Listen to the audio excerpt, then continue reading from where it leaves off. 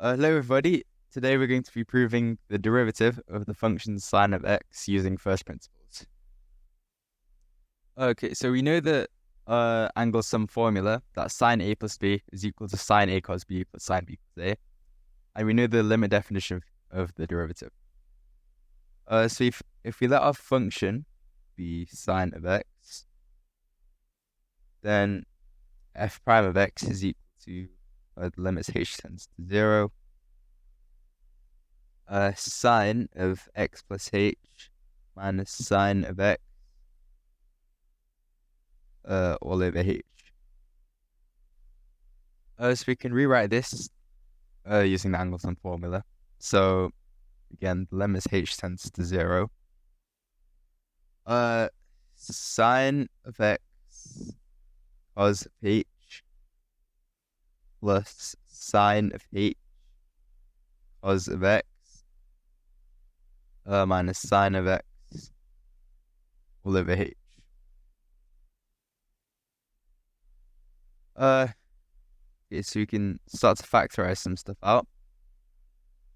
So we can see that take out a factor of sine of x from these two parts. So sine of x multiplied by,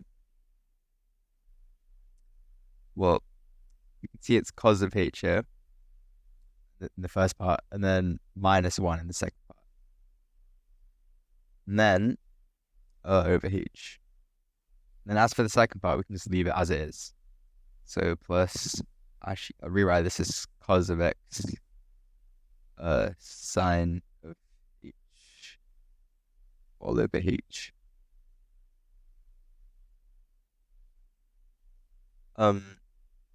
Let me move this to the right so it's more clear where the limit is. So we need to get rid of the limits, and well, you can move them for now. So since sine of x isn't affected by h at all, you just put that before the limit.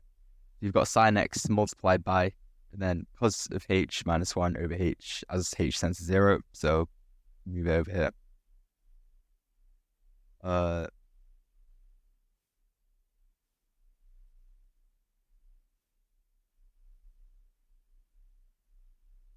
then here we can take out cos of x, as again it's not affected by h, and move the limit forward. So then we've got sine of h over h.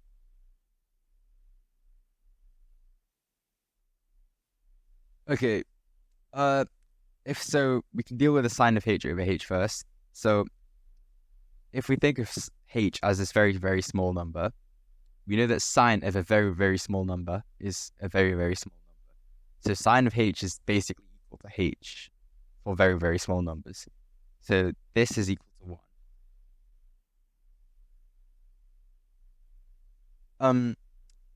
Okay, for the cos of h minus 1 over h. So cos of 0 is equal to 1. So cos of a very, very small number is basically equal to 1. So we've got 1 minus 1, which is 0. And so if the numerator is 0, then anything it's it doesn't matter what it's divided by, it's still equal to 0.